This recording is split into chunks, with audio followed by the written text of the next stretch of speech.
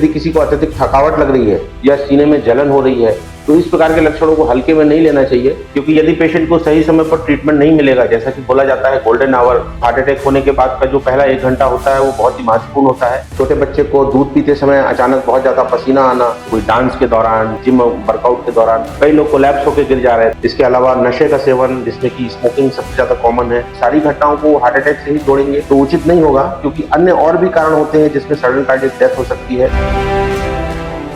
नमस्कार, मेरा नाम फैज़ान है और आप केपी न्यूज़ देखना शुरू कर चुके हैं। हमारे शरीर में सबसे मुख्य अंग जो है वो हमारा हृदय है और वर्तमान समय में हृदय से संबंधित तमाम बीमारियां गंभीर रूप ले रही हैं, जिसमें सबसे ज़्यादा देखा ये जा रहा है कि जो यंगस्टर हैं उस पर हार्ट अटैक बहुत ज़्यादा आ रहे हैं। हार्ट अटैक आने की क्या वजह हो सकती है? जिम करते हुए आप तमाम वीडियो देख पा रहे होंगे कि जिम करते हुए अचानक से किसी को हार्ट अटैक आ जा रहा है, कोई डांस कर रहा है, कोई यंगस्टर, उसे हार्ट अटैक आ जा रहा है। तो इसके पीछे असल वजह क्या हो सकती है? इनसे बचने के लिए क्या क्या किया जा सकता है? इन सब सारी चीज़ों पर जानकारी दे रहे हैं हाईटेक से कार्डियोलॉजिस्ट डॉक्टर असलम खान। सुनिए। नमस्कार, मैं डॉक्टर असलम खान, मैं एक हार्ट स्पेशलिस्ट हूँ और वर्तमान में हाईटेक हॉस्पिटल भिलाई में कार्यरत हूँ। जैसा कि देखा जा रहा है कि वर्तमान में काफी यंग एज में हार्ट अटैक की प्रॉब्लम देखी जा रही है और अनएक्सपेक्टेडली इस प्रकार की घटनाएं आ रही हैं कि कोई भी व्यक्ति कुछ कार्य के दौरान, कुछ एक्सरसाइज करने के दौरान कोलैप्स हो जा रहा है। तो इस प्रकार की घटनाओं में जो सबसे मुख्य कारण जो माना जा रहा है वो हार्ट अटैक का है। जो हार्ट अटैक काफी यंग एज में देखा जा रहा है, उसके जो कारण है उसमें सबसे महत्वपूर्ण है अनहेल्दी लाइफस्टाइल। अनहेल्दी लाइफस्टाइल के अंतर्गत ऐसा देखा है कि लोग फास्ट फूड का सेवन ज्यादा कर रहे हैं। इसके अलावा नशे का सेवन, जिसमें कि स्मोकिंग सबसे ज्यादा कॉमन है, जो कि एक मेजर रिस्क फैक्टर है हार्ट की प्रॉब्लम के लिए। इसके अलावा स्ट्रेस, जैसा कि वर्तमान में जो स्ट्रेस है लाइफस्टाइल में लोगों की, जिसके कारण काफी यंग एज में लोग तनावग्रस्त हो रहे हैं, वो भी एक महत्वपूर्ण कारण हो सकता है हार्ट अटैक का। इसके अलावा कुछ जेनेटिक कारण है, जो जेनेटिक फैक्टर्स हैं उनकी वजह से भी काफी यंग एज में हार्ट अटैक देखने को मिलता है। इसके अलावा जो रिसर्च में ऐसा पाया गया है कि एयर पॉल्यूशन की वजह से भी हार्ट अटैक के कारण लोगों की यंग एज में डेथ हो रही है। और एक हैवी वर्कआउट, जिसमें कि हम लोग अक्सर देख रहे हैं जिम के अंदर काफी हैवी वर्कआउट के कारण, और जिसमें कि अत्यधिक पसीने के जो एक देखा जा रहा है कि लोग बहुत ज्यादा एक्सरसाइज कर रहे हैं जिससे कि बहुत ज्यादा पसीना निकले, उसकी वजह से भी हार्ट के ऊपर बहुत ज्यादा स्ट्रेस पड़ रहा है और जिसके कारण कुछ लोगों को हार्ट अटैक एक्सेसिव एक्सरसाइज होने के बाद हो सकता है। युवाओं में यदि हार्ट अटैक होता है तो उनमें अत्यधिक जो लक्षण उत्पन्न होते हैं, कभी कभी वो उन लक्षणों के प्रति अवेयर नहीं होते हैं। जैसे कि यदि किसी को भी छाती में दर्द होता है तो वो अक्सर उसको गैस की समस्या समझते हैं। तो यदि वो सही समय पर मेडिकल हेल्प नहीं ले पाते हैं और हॉस्पिटल नहीं पहुंच पाते हैं और यदि उनके सिम्टम्स डायग्नोज नहीं होते हैं तो ऐसी कंडीशन में उनकी डेथ होने की संभावना ज्यादा रहती है। परंतु वो सही समय पर यदि मेडिकल हेल्प ले लेते हैं और डायग्नोज हो जाते हैं तो उनके रिकवर होने की संभावना ओल्ड एज के कंपैरिजन में थोड़ी ज्यादा होती है, क्योंकि उनकी जो बॉडी होती है वो रिलेटिवली फिट होती है, इनके लीवर फंक्शन, किडनी फंक्शन ज्यादा हेल्दी होते हैं। तो उसके कारण मेन चीज ये है कि यदि वो सही समय पर अपने सिम्टम्स को आइडेंटिफाई कर ले और सही समय पर हॉस्पिटल पहुंच जाए तो और ट्रीटमेंट का लाभ ले ले, तो ऐसे कंडीशन में उनके बचने की संभावना as compare to older person ज्यादा होती है। जो सबसे कॉमन सिम्टम जो देखा जाता है वो छाती में दर्द। हार्ट अटैक का जो सबसे कॉमन सिम्टम है वो हार्ट अटैक में छाती का दर्द माना जाता है, परंतु इसके बहुत सारे वेरिएशन हो सकते हैं, जैसे कि सांस फूलना, अत्यधिक थकावट लगना तथा कुछ कारणों में गैस बहुत ज्यादा बनने के सिम्टम्स भी हार्ट के हो सकते हैं। तो प्रथम दृष्टया में यदि किसी को भी बहुत ज्यादा गैस बन रही है और उसको बेचैनी लग रही है तो उसको वो हार्ट का ही प्रॉब्लम मान करके ही अपना सबसे पहले एक ईसीजी करा लें और डॉक्टर से परामर्श लें, ना कि उसको गैस का समझ करके घर पर बैठे रहे। तो इसमें सबसे महत्वपूर्ण है अवेयरनेस। यदि किसी को भी सिम्टम हो रहा है और वो सिम्टम अनयूजुअल सिम्टम है, यानी कि बहुत ज्यादा गैस बन रही है और बेचैनी लग रही है, तो सबसे पहले उसको हार्ट का मान के ईसीजी करा ले, ना कि उसको गैस का माने। तो ऐसे में क्या है कि यदि कोई गंभीर समस्या हार्ट की हो रही होगी तो वो ईसीजी में डिटेक्ट हो जाएगी और फिर उसका सही समय पर ट्रीटमेंट हो सकता है। जैसा कि देखा जा रहा है कि बहुत सारे यंग एज में या फिर मिडिल एज में लोग सडनली कोलैप्स कर जा रहे हैं, जैसा कि कोई डांस के दौरान या फिर किसी जिम वर्कआउट के दौरान कई लोग कोलैप्स होकर गिर जा रहे हैं। तो इसमें जो कारण मुख्य रूप से, जैसा कि सुनने में आ रहा है कि हार्ट अटैक के कारण उनकी सडन डेथ हो गई, परंतु हर केस में उसको हार्ट अटैक के कारण होने वाली दृष्टि से नहीं देखा जाना चाहिए, क्योंकि जो भी सडन कार्डियक डेथ जो होती है उसके अन्य भी बहुत सारे कारण हो सकते हैं। मुख्य कारणों में तो हार्ट अटैक को ही माना जाता है, परंतु इसके अलावा और भी कारण हो सकते हैं, जैसे कि कुछ जेनेटिक हार्ट की बीमारियां होती हैं, जैसे कि हाइपरट्रोफिक कार्डियोमायोपैथी, या एक कंडीशन होती है जिसको एआरवीडी बोलते हैं, या कुछ कुछ पेशेंट्स में एनोमलस कोरोनरी आर्टरीज, यानी कि जो हार्ट की ब्लड सप्लाई है वो ठीक से विकसित नहीं होती है या एनोमलस होती है, इसके अलावा इलेक्ट्रोलाइट डिस्टर्बेंसेस भी होते हैं जो कि अक्सर किडनी के पेशेंट्स में देखने को मिलते हैं। तथा एक कंडीशन होती है पल्मोनरी एम्बोलिज्म, उसमें भी सडनली हार्ट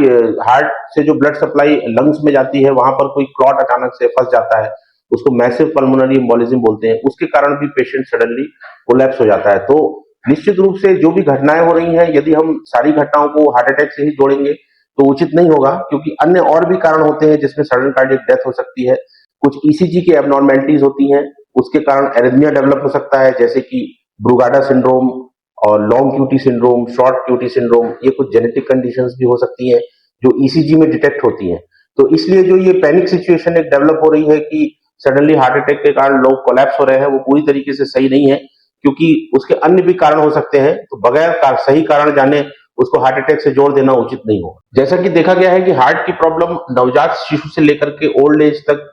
सारी एज ग्रुप्स में देखी जा सकती है। तो इसमें सबसे महत्वपूर्ण है कि किस प्रकार के लक्षण जो है वो हो सकते हैं। जैसे कि नवजात शिशुओं में जो लक्षण होते हैं, जैसे कि शरीर का नीला पड़ जाना, छोटे बच्चे को दूध पीते समय अचानक बहुत ज्यादा पसीना आना, उसका सांस फूलना। इसके अतिरिक्त यदि बच्चे का वजन ठीक से नहीं बढ़ रहा है, उसका विकास ठीक से नहीं हो पा रहा है, या बच्चा खेल कूद के दौरान अत्यधिक थक जा रहा है, या फिर कभी कभी अचानक से गश खा के या बेहोश होकर गिर पड़ रहा है, या कभी तेज धड़कन की शिकायत कर रहा है, या उसके पैरों में या शरीर में सूजन महसूस हो रही है, तो ऐसे बच्चों में भी हार्ट के लक्षण हो सकते हैं। तो उसके लिए बच्चों की भी हार्ट की जांच करानी चाहिए और उचित मार्गदर्शन लेना चाहिए। यंग एज में हार्ट अटैक के जो भी लक्षण है उसमें मुख्य रूप से छाती में दर्द, सांस फूलना, घबराहट होना, बेचैनी होना लक्षण हो सकते हैं। इसके अतिरिक्त यदि किसी को अत्यधिक थकावट लग रही है, या फिर उसको अत्यधिक गैस बन रहा है, बेचैनी हो रही है, या सीने में जलन हो रही है, तो इस प्रकार के लक्षणों को हल्के में नहीं लेना चाहिए। और अक्सर देखा जाता है कि लोग गैस की समस्या मान करके उसको निग्लेक्ट करने की कोशिश करते हैं। तो इसमें ये सबसे इंपॉर्टेंट है कि उसको पहले हार्ट का समस्या माने और हार्ट की समस्या से संबंधित जांच करा लें। यदि हार्ट की जांचें नॉर्मल आती हैं तब वो निश्चिंत होकर के फिर गैस से संबंधित इलाज ले सकते हैं। निश्चित रूप से जो छाती का दर्द है वो सबसे महत्वपूर्ण लक्षण है हार्ट से संबंधित, और जितने भी हार्ट अटैक के पेशेंट्स होते हैं उनमें सबसे कॉमन लक्षण छाती का दर्द ही माना जाता है। तो यदि किसी भी व्यक्ति को जिसमें कि हार्ट अटैक की संभावना होने की अधिक संभावना हो सकती है, यदि उनको छाती में दर्द के साथ तेज पसीना आ रहा है, तो हार्ट अटैक है या नहीं, इसके लिए सबसे महत्वपूर्ण जांच ईसीजी की है। तो आवश्यक ये है कि यदि कभी भी इस प्रकार के लक्षण हो तो सबसे पहले अपना ईसीजी करा ले। यदि ईसीजी बिल्कुल नॉर्मल आता है तो उसके तत्पश्चात वो जो भी विशेषज्ञ है उससे अपना आगे का जांच करा सकते। हार्ट की बीमारियों में एक धड़कन की समस्या भी हो सकती है, जिसमें ऐसा देखा जाता है कि यदि पेशेंट की धड़कन बहुत धीमी हो गई है तो अक्सर उनको पेसमेकर लगाने की सलाह दी जाती है। यदि पेसमेकर लगाने की आवश्यकता है तो उसमें कई सारे ऐसे कारण भी हो सकते हैं जिसमें पेशेंट की धड़कन स्लो हो सकती है, जैसे कि इलेक्ट्रोलाइट इम्बैलेंस है, जिसमें कि पोटेशियम एक बहुत इंपॉर्टेंट इलेक्ट्रोलाइट है। कभी कभी पोटेशियम की मात्रा शरीर में बहुत अधिक हो सकती है, जैसा कि किडनी के पेशेंट्स में या कुछ हार्ट फेलियर के पेशेंट्स में जिनको पोटेशियम बढ़ाने की दवाई चलती है। तो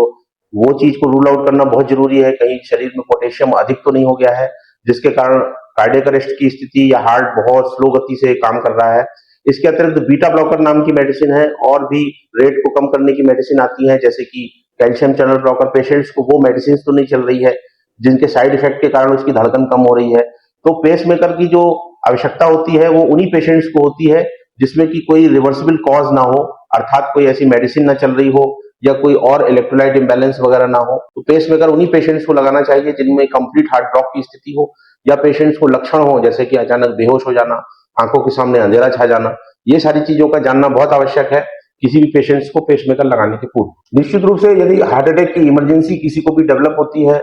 तो ऐसे में पेशेंट को उचित ट्रीटमेंट मिलना बहुत अधिक आवश्यक है, क्योंकि यदि पेशेंट को सही समय पर ट्रीटमेंट नहीं मिलेगा, जैसा कि बोला जाता है गोल्डन आवर, यानी जो हार्ट अटैक होने के बाद का जो पहला 1 घंटा होता है वो बहुत ही महत्वपूर्ण होता है। तो ऐसे में यदि पेशेंट को उचित ट्रीटमेंट नहीं मिल पाएगा तो निश्चित रूप से पेशेंट की जान जाने की संभावना काफी ज्यादा रहती है। तो ऐसे में लोगों के अंदर यह अवेयरनेस होना चाहिए कि कौन से हॉस्पिटल में हार्ट अटैक के इलाज की व्यवस्था है, चाहे वो गवर्नमेंट सेटअप हो या प्राइवेट सेटअप हो। वहां पर जानकारी के अनुसार यदि हृदय रोग विशेषज्ञ उपलब्ध है तो हार्ट अटैक के इलाज में काफी आसानी रहेगी। इसके अतिरिक्त यदि किसी ऐसे हॉस्पिटल में जाते हैं जहां पर हार्ट अटैक के इलाज की सुविधा उपलब्ध नहीं है, तो भी वहां पर जाकर के फर्स्ट एड ट्रीटमेंट के रूप में खून पतला करने की दवाई एवं थ्रोम्बोलिटिक इंजेक्शन के द्वारा भी हार्ट अटैक का इलाज हो सकता है। और तत्पश्चात जैसे ही पेशेंट की कंडीशन स्टेबल हो तो पेशेंट को ऐसे हॉस्पिटल में, ऐसे मल्टी स्पेशलिटी हॉस्पिटल में जहां पर एंजियोग्राफी और एंजियोप्लास्टी की सुविधा उपलब्ध हो, तुरंत रिफर करना चाहिए। तो यदि इस प्रकार से हम पेशेंट्स का मैनेजमेंट करेंगे तो निश्चित रूप से ज्यादा हार्ट अटैक के पेशेंट्स को लाभ मिलेगा और ज्यादा से ज्यादा लोगों को के जीवन को बचाया जा सकता है। हार्ट सबसे महत्वपूर्ण अंग है शरीर का, परंतु यदि किसी भी व्यक्ति को कोई हार्ट की प्रॉब्लम होती है या हार्ट अटैक होता है तो उसके अन्य अंग भी प्रभावित हो सकते हैं, जिसमें से सबसे इंपॉर्टेंट किडनी है, इसके अतिरिक्त लीवर है और ब्रेन से संबंधित समस्याएं भी हो सकती है। तो इसीलिए मल्टी स्पेशलिटी हॉस्पिटल में जहां पर किडनी विशेषज्ञ, लीवर विशेषज्ञ तथा न्यूरोलॉजिस्ट उपलब्ध होंगे, वहां पर ट्रीटमेंट करने में ज्यादा सुविधाजनक रहेगा, क्योंकि यदि कोई भी कॉम्प्लिकेशन होता है या किडनी से रिलेटेड प्रॉब्लम होती है या लीवर से रिलेटेड प्रॉब्लम होती है या कभी कभी कार्डियो एम्बोलिक स्ट्रोक की स्थिति होती है, जिसमें कि हार्ट में क्लॉट के साथ साथ ब्रेन में भी क्लॉट बन जाता है, तो ऐसी स्थिति में एक मल्टी डिसिप्लिनरी अप्रोच की आवश्यकता होती है। इसलिए सोसाइटी में जो मल्टी स्पेशलिटी हॉस्पिटल्स हैं उनका रोल काफी ज्यादा बढ़ जाता है। जैसा कि देखा जाता है कि सडनली कहीं पे भी, चाहे वो मैरिज फंक्शन हो या कहीं जिम हो या किसी भी पब्लिक प्लेस में, यदि कोई भी पेशेंट सडनली कोलैप्स करता है, जिसको कि हम लोग out of hospital cardiac arrest बोलते हैं, तो ऐसे में हम लोगों ने वीडियोस में भी देखा और सोशल मीडिया में भी देखा कि जब पेशेंट गिरता है या कोई भी व्यक्ति गिरता है तो इमीडिएटली गिरने के बाद हमको क्या करना चाहिए, एज ए, भले ही हम डॉक्टर नहीं है बट कोई भी जनरल पब्लिक भी अगर है तो उसको इतना अवेयरनेस होना चाहिए कि हमें उस पेशेंट को या उस व्यक्ति के साथ क्या फर्स्ट एड देनी है। तो इसमें सबसे इंपॉर्टेंट यह है कि जैसे ही कोई भी व्यक्ति कोलैप्स होता है तो हमें सबसे पहले इमीडिएटली जो आसपास कोई भी अगर हेल्प अवेलेबल है तो उसके लिए हमको उनको बुलाना है और तुरंत पेशेंट का पल्स चेक करना है या नाड़ी चेक करना है, या हमको ये देखना है कि पेशेंट रिस्पॉन्स कर रहा है कि नहीं। सपोज अगर पेशेंट में किसी भी प्रकार का रिस्पॉन्स नहीं है तो तुरंत हमको सीपीआर स्टार्ट करना है। सीपीआर में जो पेशेंट की नीचे की, जो छाती के नीचे की जो हड्डी होती है, वहां पर जहां पर हार्ट उपस्थित होता है उस स्थान पर हमको कंप्रेशन देना होता है और 1 मिनट में करीब 60 से 100 बार कंप्रेशन देना होता है, जिसको कि हम सीपीआर बोलते हैं। और इस दौरान हमको इमीडिएटली जो आसपास कोई भी व्यक्ति या कोई भी हेल्प अवेलेबल है तो उसको हमको बुलाना होता है, जिससे कि हम जो भी नियरेस्ट हॉस्पिटल है या जो नियरेस्ट एम्बुलेंस फैसिलिटी अवेलेबल है वहां तक हम पेशेंट को ले जा पाए। हम लोग ये देख रहे हैं कि जैसे कहीं पे भी कोई भी पेशेंट कोलैप्स होता है तो लोग उसको पानी पिलाने लगते हैं या उठा के बिठा देते हैं या उसकी छाती मलने लगते हैं। इन सब चीजों की जगह यदि हम प्रॉपर सीपीआर अगर देंगे तो ऐसे में निश्चित रूप से कुछ न कुछ लाभ मिलने की संभावना अवश्य रहेगी। और जैसा कि गाइडलाइंस में भी लिखा हुआ है कि इमीडिएटली यदि सीपीआर दिया जाता है तो पेशेंट के बचने की संभावना काफी ज्यादा बढ़ सकती है। यदि out of hospital cardiac arrest होता है तो उसमें जो इमीडिएटली सीपीआर देने की जो आवश्यकता होती है वो बेसिक लाइफ सपोर्ट में आता है। तो अभी जो बेसिक लाइफ सपोर्ट है वो मेरे विचार से जितने भी हेल्थ केयर प्रोफेशनल्स हैं, यानी हॉस्पिटल के अंदर जितने भी स्टाफ काम कर रहे हैं, चाहे वो नर्सेज हैं, चाहे वो ड्यूटी डॉक्टर्स हैं या जो सीनियर डॉक्टर्स हैं, सभी को बीएलएस की ट्रेनिंग होनी चाहिए। इसके अतिरिक्त जो फर्स्ट रिस्पॉन्डर्स हैं, यानी कोई भी अगर अनहोनी होती है तो जो लोग सबसे पहले रिस्पॉन्ड करते हैं, जैसे कि पुलिस है या फायर फाइटर्स है या जो लाइफ गार्ड्स हैं, उनकी प्रॉपर ट्रेनिंग होनी चाहिए। इसके अलावा जो सिक्योरिटी पर्सन्स हैं, जैसे सिक्योरिटी गार्ड हैं या फिर जो एयरपोर्ट पे जो स्टाफ है, उनको इस चीज की ट्रेनिंग होनी चाहिए, क्योंकि यदि वहां पर कोई भी इस प्रकार की घटना होती है, सडनली कोई भी व्यक्ति कोलैप्स करता है तो उनके अंदर ये ट्रेनिंग होनी चाहिए कि किस तरीके से हमको इमीडिएटली सीपीआर देना है। इसके अलावा स्कूल्स में टीचर्स की ट्रेनिंग होना चाहिए और जो जिम्स हैं या जो पब्लिक प्लेसेस हैं जहां पर लोग, स्पेशली जिम में हम लोग जैसा देख रहे हैं वर्कआउट के दौरान लोग कोलैप्स हो रहे हैं, तो वहां पर जो जिम के जो ट्रेनर्स हैं या जो जिम का स्टाफ है उसको भी ये प्रॉपर ट्रेनिंग होनी चाहिए और अवेयरनेस होनी चाहिए। इसके अतिरिक्त जनरल पब्लिक में भी ये अवेयरनेस होना बहुत जरूरी है कि यदि कोई भी out of hospital cardiac arrest होता है तो जब तक हेल्थ फैसिलिटी अवेलेबल नहीं हो जाती, एम्बुलेंस नहीं आ जाती, तब तक हमें पेशेंट को सीपीआर देते रहना है, क्योंकि सीपीआर ही वो सबसे इंपॉर्टेंट लिंक है जिससे कि पेशेंट को हम कंटिन्यूअसली उसकी छाती को यदि हम कंप्रेस करते रहेंगे तो उसकी बॉडी में सर्कुलेशन मेंटेन रहेगा और इस दौरान हम पेशेंट को हॉस्पिटल ट्रांसफर कर सकते हैं। इसमें यह भी महत्वपूर्ण है कि जब हम पेशेंट को हॉस्पिटल पहुंचा रहे हैं तो उस दौरान भी पेशेंट का सीपीआर कंटिन्यू रहना चाहिए और सीपीआर बिल्कुल भी ब्रेक नहीं होना चाहिए। यदि सीपीआर बीच में ब्रेक हो जाएगा तो जो बेनिफिट मिल सकता है वो बेनिफिट नहीं मिले। तो आपने सुना आपको किन बातों का ध्यान रखना है और क्या नहीं करने से आपको हृदय से संबंधित बीमारियां हो सकती है। आगे इसमें अपडेट देखने के लिए केपी न्यूज़ को आप यूट्यूब में सब्सक्राइब कर लीजिए। शुक्रिया।